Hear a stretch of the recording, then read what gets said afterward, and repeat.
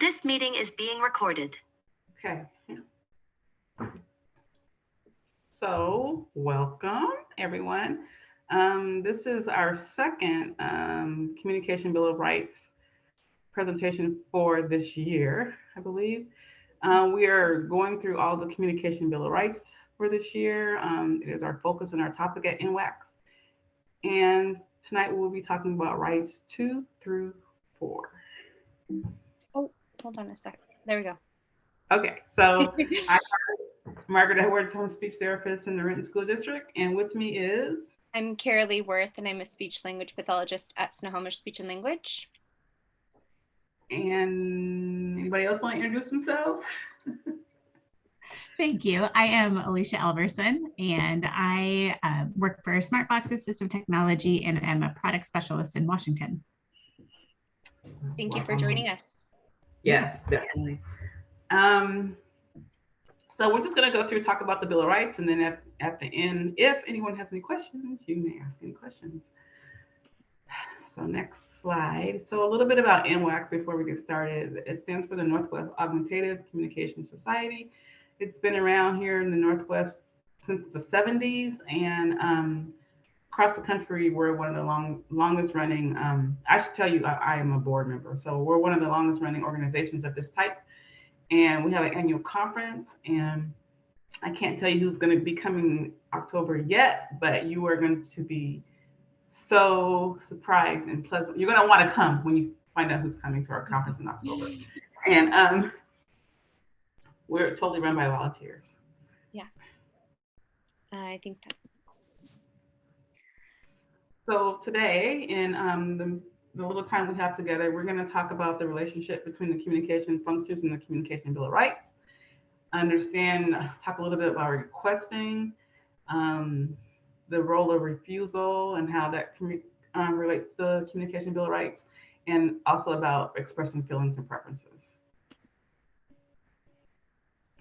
So the Communication Bill of Rights, if you are looking at this on our website, you can click on the link to at the top, and that will take you to the Communication Bill of Rights. And there are about 15 or so rights for people who have complex communication needs. There's also a PDF version that's a hyperlink as well. And then there's an adaptive Communication Bill of Rights made by Kate Ahern, and it has symbols associated with each of the Bill of Rights. So, yes. So I'm going to talk about, well, first, before I talk about the second right, you have to understand a little bit about why people talk to each other. And we call these communicative functions. And so there are many. So for example, requesting, saying you want something, refusing, saying you don't want something, commenting, your dress is pretty. Explaining something, asking a question, telling a joke, gossiping. That's a function of language that everyone should be taught or have exposure to, and not focusing on just one to the exclusion of the others. Good. So yeah. So having said that, the second right is the right to request desired objects, actions, events, and people. And you don't have to type anything, but if you just think about things that you've requested today, and if you kind of run your day through your mind, like I'm doing right now, I'm trying to think. I don't have to ask anybody for food for lunch. I just get my own food or lunch, and I guess I probably asked somebody, my husband, maybe to get something for me when I got home from work, but. Point being that people don't typically go most of the day asking for things. So just when you go back to remember about the functions that I just talked about, just remember requesting is just probably a small part of what you do all day. And there's other purposes of language that you're probably using. So let's talk a little bit more about requesting. So what can we request? What can people request in general? People can, children maybe will request toys, clothing, I need my coat, food, I want goldfish crackers. They might request to be pushed to eat or drink something. they might want to go to lunchtime or recess, and they might want their, they want their dog or, their pet or something like that. They might request to have those things. But just again, requesting is so much more than food and things and toys. So a person can request lots of things. And this is sort of important to remember, especially as we're teaching AAC users, or if you have a child who's an AAC user, that, modeling, which you'll see when I talk about how you teach this function, is modeling is so important, but make sure you're not modeling just food or toys. So next slide, please. Scared me. So how do you teach it? So modeling. So you as a parent or caregiver are probably the primary communication partner. So you would model, requesting food at snack time, requesting going somewhere. If you're going to the car, go Costco or something like that. And if you're trying to teach an AAC user or a person with complex communication needs, make sure that if you want them to request something, it's something that they really want. And you can use more than the verb want for requesting something. So you're going to be modeling, you might model want, but also you can model words like go and get and need. Those are all requesting words that are found on most comprehensive AAC systems. Also, especially if the AAC user is an emergent user, you might have to help with the navigation. So want or need or something might be on the home page. Then the user might be required to go to a category or a folder to select the actual item they're requesting. So you might have to help a little bit with the navigation on that.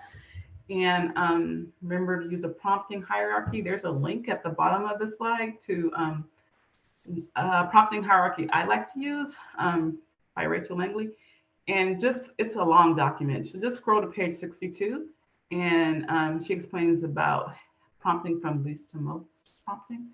And as a therapist, maybe not so much as a parent or caregiver, but as a therapist, I will make materials that will target the requesting word that I want the student to use. So, yes, thank you, Carrie. So there's just a few, as a speech therapist, there's a few things that, and as a parent, a few things that you're gonna wanna talk to your speech therapist about, or if you're teaching at home, a few things that you're gonna wanna be careful about. So you wanna make sure that if you wanna teach your child to request something, you have to make something that they really want. It's not something that you want them to want. So in other words, I can speak from experience as a therapist. I'm having a student in therapy, and I have water and crackers or something like that, and I want them to request it, but they don't really want the fish crackers, but that's all I have. So they're probably not going to want to ask for it. It's just that I want them to ask for it because that's what I set up for them to do. Also, especially emergent users, they don't have to speak in complete sentences. So above all, in communication, it is relaying a message. Sometimes it's not about how you relay the message, it's just that you get your message across. So if the person is using AAC and they say get it, or get shoe, that's where they are, that's okay to start off with. Also, we don't always talk in complete sentences, and it's hard to talk with AAC. So yeah, sometimes incomplete sentences are okay as long as they are communicating a message. And along those same lines, total communication, we honor all communication. So even though you might be working on I want or I need, but if the student or the AAC user puts their hand out, that is a gesture that means I want, so they don't have to say it again on their AAC. So we will honor that, okay? And also, as a parent, especially when you're going to annual IEP meetings, parent or guardian, you want to make sure that the requesting doesn't keep showing up year after year after year on the IEP. because there are so many other reasons to communicate, like I talked about earlier. And then the other thing is only requesting as it relates to food, as I said before. As a therapist, and I don't want to have a student keep requesting, let's say, ground crackers over and over and over and over again, so I can take some good data. I mean, as a parent, same thing. If your family is sitting around the table and the other kids get to just, reach their hand out and grab some chips, then your AAC user should be able to do that too. They don't have to say "I want" just because they're working on that. Just for practice sake. Okay. So you want to keep it, even though you're teaching that function, you still want to keep it as natural as possible. So that's that. That was a good example. Okay, so number 3, the right to refuse or reject undesired objects, actions, events, or choices. So this is the third right. So what I've listed here are some vocabulary words that go beyond just one word. So no, of course, is a way to refuse or reject. Other words include don't, stop, different, not, and also yucky, as we were just talking about food. I don't want to eat that. That's yucky, as an example. So I've got a couple, I don't know, any other words that you guys can think of that would be good words for refuse, reject, or indicating either of those? I think those were the common ones. So thinking of, oh, what's that? Oh, no, I was going to say those are the highlights. Yeah, those are the high ones. So I've provided resources for us to talk about how to teach this function. So as Margaret mentioned before, and we say this often, modeling by a communication partner in a natural context. So you can model lots of different ways. You can model no, you can model stop, you can model don't like that. I've also provided a few links, which if we want to click on, I'm happy to do. But from Language Lab, they have a really nice activity that's under how to express negatives. This is, there are a few activities within this link that are free, but there is a subscription for some of them. But it's something you can at least poke around and take a look at and see. And I think this was a free one that I put on there. So I can click on that, or I also am sharing some resources from Saltillo, Let's Teach Core. The two that we have that I listed here are for don't and not. Margaret, do you want me to go ahead and click on them, or do you want me to just direct the links? I know it might go off the PowerPoint. Do you guys want to see them, or I know we've got a couple more that have popped on. You can give a thumbs up or a thumbs down. So yeah, I'll just direct, that's okay. I know it's, when we click on the links, our PowerPoint gets a little bit funny, but just talking about it, there's lots of different ways to, as we said again, model or teach not. If you're modeling it, you can say, I'm not afraid, or it is not your turn, not mine, don't touch, don't like, don't want. Any of those are appropriate. Other negatives too, that's bad or different. I sometimes use different for some kids rather than all done, because, we're not really all done, but we're going to do something different now. And so kind of a borderline one, but it's one that's when we talk about modeling, you want to give exposure. And so if you're thinking like, gosh, as Margaret was just saying, you don't want to get stuck on one function or even one word, because all done, stop, no more, do something different, all of those things can communicate the same message to us. So this last bullet just kind of tags off of the resources for the links that I've shared here, finding that word. So if you're wanting to think about teaching negatives, you might find the word not first. You might introduce it, not read. You'll model not read and encourage use. Lots and lots of modeling and practice before we can ever expect our communication, our AAC users to use that as part of their communication. Number 4 is the right to express personal preferences or feelings.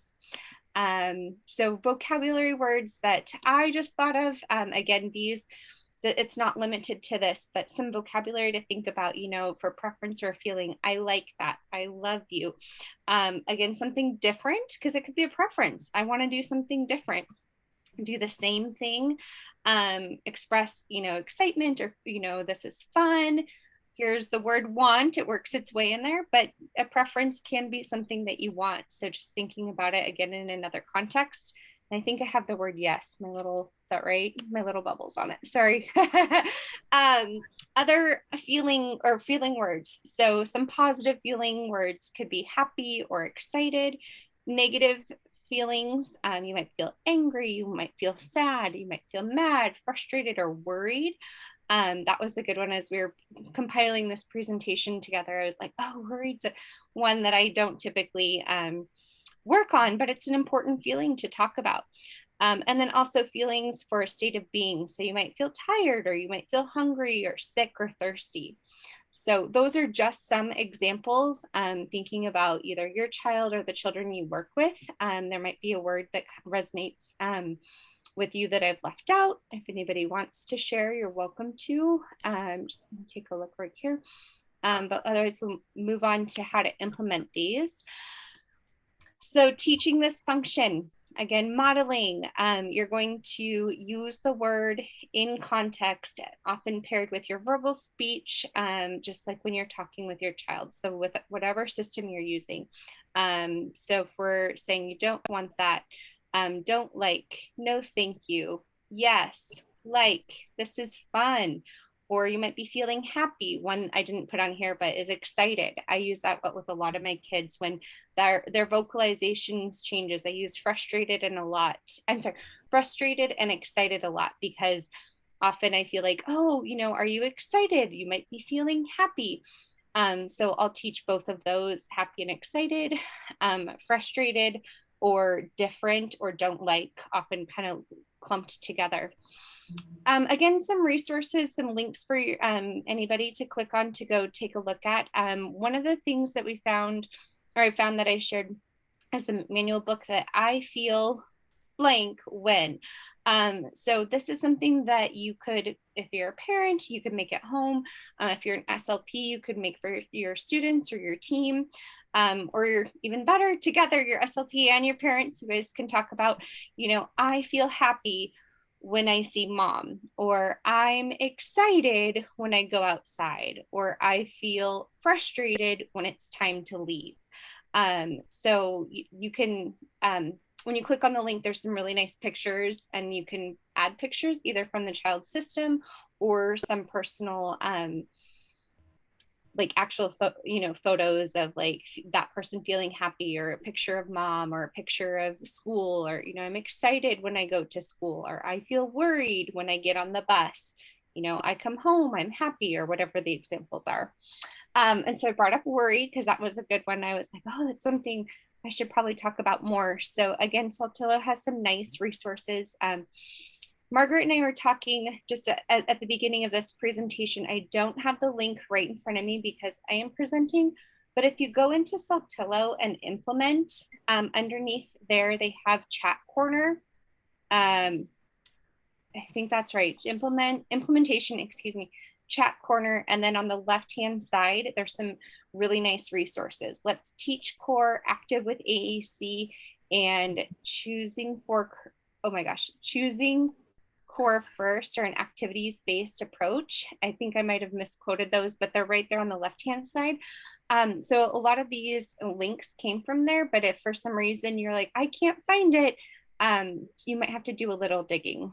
So again, this is an example, the link that I provided here for teaching worry, but other feelings that they had examples of, or other feelings you could adapt that same model to that's promoted. And you could include bad, nice, worry, cool.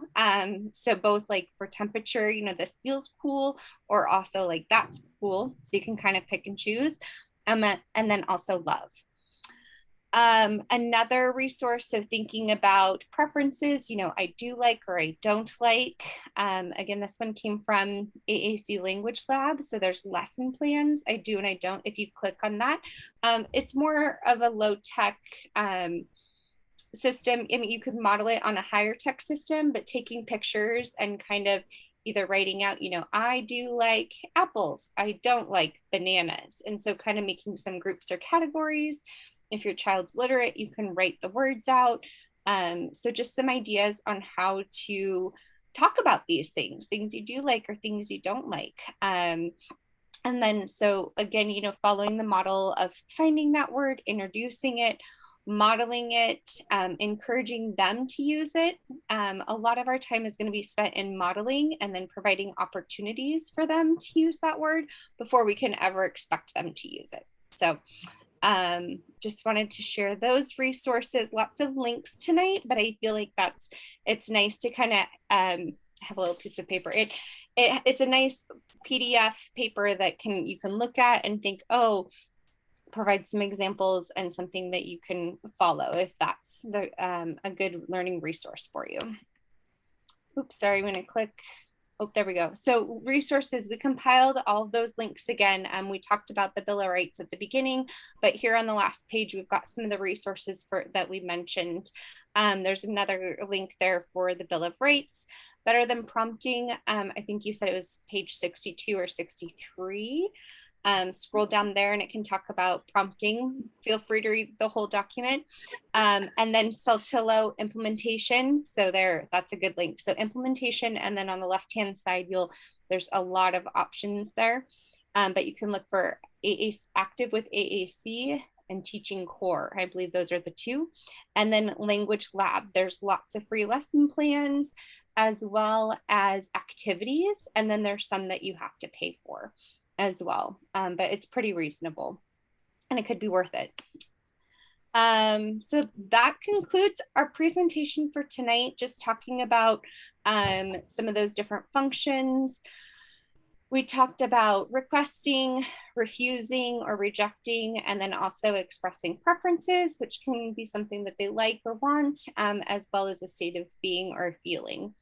Are there any questions tonight? And we had a couple more jump on. No questions. Just want to thank everybody for joining us. It's something really, we enjoy you guys taking the time to come on and listen. Hopefully that you were able to learn something. Our next Zoom for the information night will be Tuesday, May 10th. And we'll talk about the Bill of Rights, numbers 5, 6, and 7. We've got these Zooms scheduled every other month throughout the year. So we've got one in July, September, and November. I'm gonna just also click, I think we have a couple more. So anybody who's new with us tonight, we said this at the beginning, but if you jumped on a little bit late or you're watching this recorded, then well, hopefully you found it. If you found it recorded, it will be posted. I was going to say you can go on and see the presentation. You can click on these links for you and their resources. So if you're interested in getting involved with NWACS, we love volunteers. Margaret and I are both on the board. So if you have any questions or suggestions, feel free to share. If you are on social media, we have links to the Facebook, Pinterest, Twitter, and YouTube accounts. And then what is this last link? I think it's just our, oopsies. Sorry. Oh no. Oh, there it is. I'm not gonna, I think that's the last one. If you are a caregiver, that's what it is. Sorry. On, I think Facebook, we have a special group just for caregivers. So you guys can talk and share resources, ask questions with the caregivers locally. So I think we've got maybe a couple comments in the chat. That's okay. Any questions?